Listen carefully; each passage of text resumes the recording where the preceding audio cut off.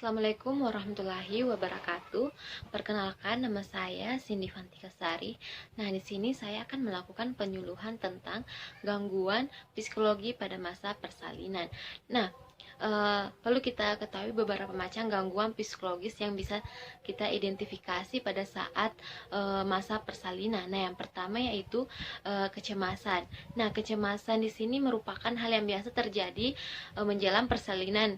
Ibu hamil yang mengamati proses kelahirannya pertama kali akan mulai gugup dan cemas.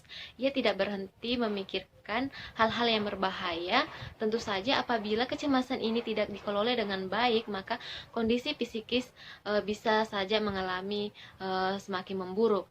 Nah, untuk cara mengatasinya kecemasan ini, kita seorang ibu hamil perlu mendengar pengalaman yang pengalaman yang menenangkan akan lebih baik.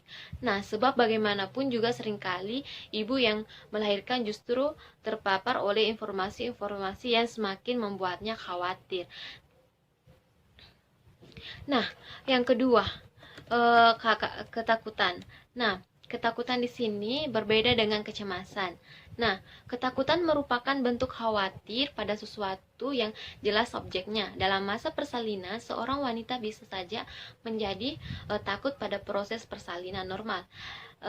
Ia membayangkan apakah janinnya ya yang akan dilahirkan selamat atau tidak, atau kesakitan pada saat melakukan persalinan sedang sanggup menjalani atau tidak.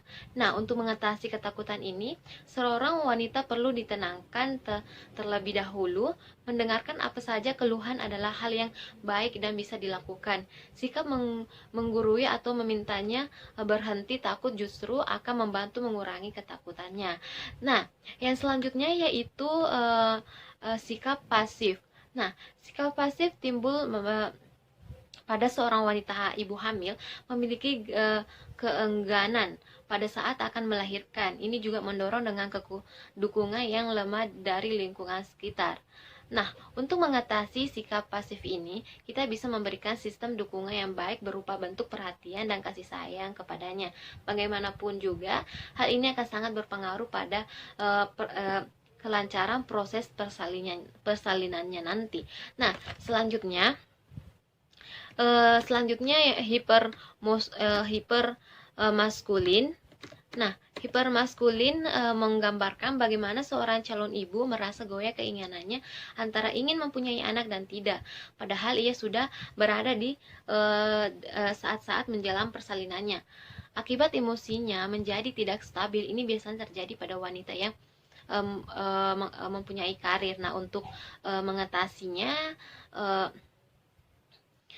kita bisa memberikan sistem dukungan yang baik, mendengarkan keluhan dan sesama mencari penyelesaian bersama adalah hal yang tepat untuk dilakukan. Nah, selanjutnya hiperaktif.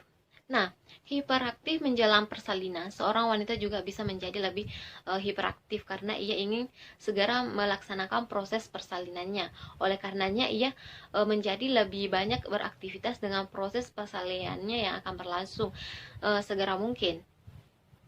Menenangkan ibu hamil dengan cara memberikan pengertian tentang proses persalinan adalah hal yang bisa dilakukan untuk mengatasi permasalahannya. Nah, selanjutnya kompleks maskulin. Nah, kompleks maskulin ini merupakan bentuk dari hiperaktif yang tidak tertangani pada saat persalinan. Nah, seorang wanita menjadi agresif lagi, sikap menunjukkan bahwa proses persalinan yang akan ia alami harus segera selesai dan tidak ingin membuang-buang waktu. Sikapnya lebih temperatur pada orang-orang yang sekitarnya. Untuk mengatasi gangguan ini, psikologisnya pada persalinan menghadirkan orang-orang paling terdekatnya seperti ibu atau suaminya. Nah, selanjutnya halusinasi hipnagonik. Pada saat akan bersalin, seorang wanita pasti akan mengalami kontraksi. Ada fase istirahat selama kontraksi tersebut. Seorang ibu mengalami kondisi tidur semu. Nah, disinilah terjadi kondisi halusinasi hipnagonik. Ia akan menjadi tidak tenang karena munculnya pikiran-pikiran yang tidak-tidak, bahkan kadang bisa muncul gangguan psikosomatis untuk mengatasinya, maka bisa tetap mempertahankan interaksi pada ibu menjelang persalinannya. Nah, selanjutnya sindrom baby blues. Nah, sindrom baby blues biasanya terjadi setelah proses persalinan. Bonding attachment yang kurang baik yang menyebabkan seorang ibu justru menolak kehadiran bayinya. Oleh karena itu, dukungan berupa pemberian motivasi dan juga langkah-langkah untuk siap mengalami perubahan status menjadi ibu bisa diberikan supaya sindrom ini tidak terjadi. Nah, itulah tadi beberapa macam gangguan psikologis yang bisa saya jelaskan pada masa gangguan psikologis pada masa persalinan.